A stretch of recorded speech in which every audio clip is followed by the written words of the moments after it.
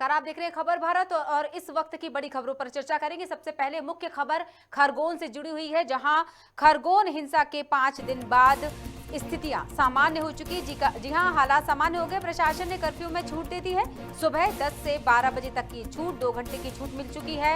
लेकिन घर से बेवजह निकलने वालों की शामत आएगी। जी हां, प्रशासन उन्हें चेतावनी दे रहा है लगातार कि घर से बेवजह नहीं निकलेंगे। छूट देने का मतलब ही नहीं कि आप छूट का इस्तेमाल गलत तरीके से करें। हनुमान जन्मोत्सव पर मंदिरों के बाहर सुरक्षा कड़ी। आज हनुमान जी की जयंती मनाई जा रही है, जिसके मद्देनजर मंदिरों के बाहर सुरक्षा के कड़े इंतजाम कर दिए गए हैं। मंदिरों में लटके हैं ताले।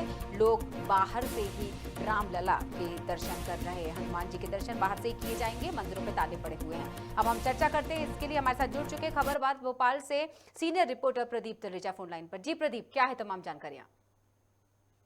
बिल्कुल, पांचवा दिन आज है और खरगोन में जो स्थितियां हैं वो लगभग सामान्य होती हुई देखी जा रही है। देखिए, आज सबसे बड़ा जो पर्व है हनुमान जयंती को लेकर के, जहाँ एक सभी जगहों पर जो है धूमधाम से मनाई जा रही है, लेकिन कहीं ना कहीं जो खरगोन का जो क्षेत्र है वहाँ अभी मंदिरों में ताले जरूर देखे जा रहे हैं। देखिए, उसकी सबसे बड़ी वजह ये है कि जो खरगोन में इस प्रकार से हिंसा होने के बाद लगातार प्रशासन वहां पर मुस्तैदी से तैनात है और कोई अपनी घटना आगे न घट सके उसको लेकर भी इस ओर पूरी ताकत जो है वो झोंक के खड़ा हुआ है।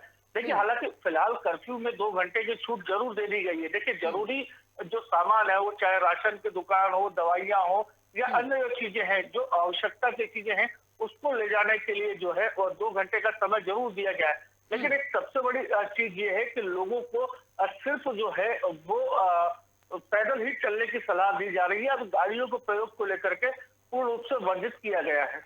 जी बिल्कुल, क्या कहना है प्रशासन की मुस्तैदी पर? सरकार, जैसे कि अभी शिवम की अगर बात की जाए तो शिवम को लेकर भी ट्वीट किया था, उसकी हालत सामान्य थी, लेकिन उस पर भी राजनीति शुरू हो गई थी। अलग अलग तरह की प्रतिक्रियाएं सामने आने लगी थी। अब 5 दिन बाद अगर हालात सामान्य हो गए हैं तो जो लोगों की मानसिकता में बदलाव आ रहा है, क्या ये चीजें भी देखने और सुनने को मिली है हम तक?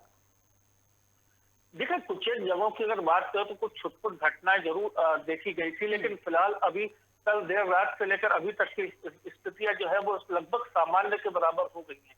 लेकिन कहीं पर भी किसी अपनी घटना की जो पुष्टि है वो नहीं हो रही है कि कहीं कोई अपनी घटना घटी हो।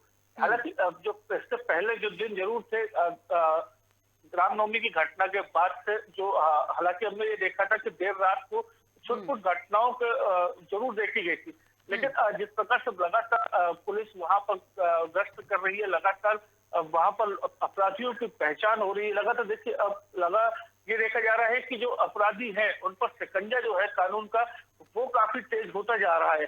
देखिए, ऐसे में जो सबसे बड़ी चीज देखने में आई है कि अधिकारियों की जो कोशिशें थी कि आम आदमी तक ये जो तनाव की स्थिति है वो न मौजूद हो पाए और लोग जो है आराम से अपने घरों पर रहे, ऐसे में लेकर के प्रशासन की जो पहल थी अब वो कहीं ना कहीं कारगर होती हुई भी देखी जा रही है। बिल्कुल, जिस तरह से वासवानी जी ने पूरा कार्यभार संभाल लिया था वहां का, तो देखा जाए प्रशासन की मुस्तैदी ही कहें, वासवानी जी की तत्परता, सतर्कता कहें, जिस हिसाब से छूट देने के बाद अब भी स्थितियां अब सामान्य नजर आ रही हैं। और ये भी देखने को मिला कि जो बेवजह घूम रहे थे उन पर भी प्रशासन ने सख्ती दिखाई और उठक बैठक भी कराई। ये दृश्य भी वायरल हुए। जी प्रदीप। देखिए, बिल्कुल जो पुलिस के द्वारा ये चीज हिदायत जरूर दी जा रही थी कि देखिए, जब तक जरूरी काम ना हो वो अपने घरों से बाहर ना निकले। उसको लेकर के लगातार एडवाइजरी भी जो है वो जारी कर दी गई थी, लेकिन इसके बावजूद भी जो लोग नहीं मान रहे थे, बेवजह घूमते पाए गए थे, ऐसे लोगों पर वहां पर उनसे उठक बैठक तक कराई गई है। ये चीजें भी देखने में आ रही है। लगातार पुलिस हमें ये अपील करती जा रही है, खबर भारत की तरफ से भी हम ये अपील करेंगे कि जब तक आवश्यक कार्य न हो तब तक वो बेवजह अपने घरों से बाहर न निकले।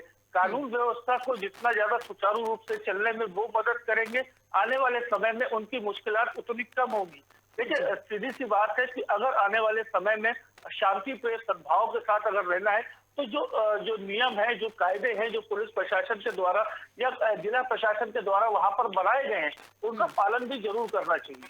जी बिल्कुल। चलिए एक और खबर है जिस पर हम आपसे चर्चा करना चाहेंगे, आप जुड़े रहिएगा। दर्शकों को बता दें अगली जो हमारी बड़ी खबर है जिस पर हम चर्चा करेंगे, भोपाल से जुड़ी हुई है वो खबर, और जेएमबी आतंकी केस से जुड़ी खबर है। एनआईए ने केस डायरी एटीएस से ले लिए। जी हाँ, इलेक्ट्रॉनिक एविडेंस के साथ तमाम दूसरे दस्तावेज भी ले लिए गए हैं। आज शाम तक एनआईए की टीम भोपाल से दिल्ली रवाना होगी, वहां पहुंचेगी। दिल्ली में तमाम दस्तावेजों के अध्ययन के बाद आगे एक्शन लेगी एनआईए। ऐशबाग से जेएमबी के आतंकियों को एटीएस ने किया था गिरफ्तार। आपको बता दें जेएमबी यानी जमात मुजाहिदीन।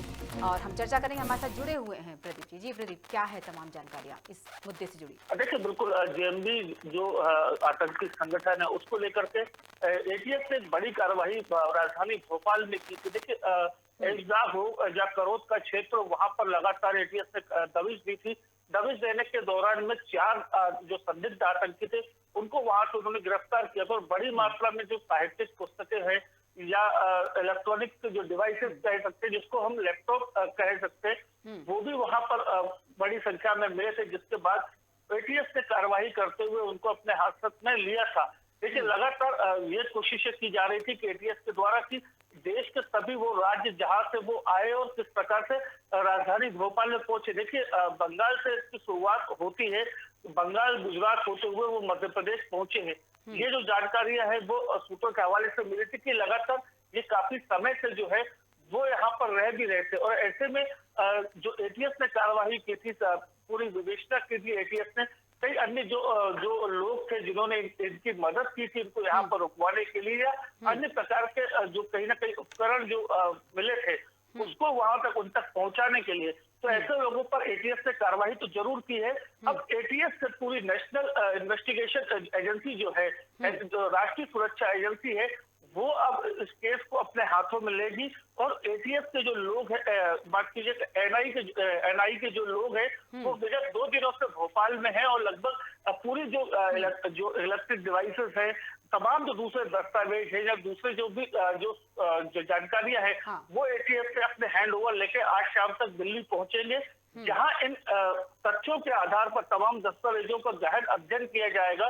उसके बाद जो है आगे का एक्शन जो है वो एनआईए लेगी। जी बिल्कुल, तमाम जानकारी के लिए बहुत बहुत शुक्रिया। हमारे साथ जुड़े थे प्रदीप तलरेजा, सीनियर रिपोर्टर खबरबात भोपाल से, और जिस तरह से जेएमबी केस पर हम चर्चा कर रहे थे उनके साथ। फिलहाल के लिए इन खबरों में इतना ही, जुड़े रहेगा खबर भारत से। नमस्कार।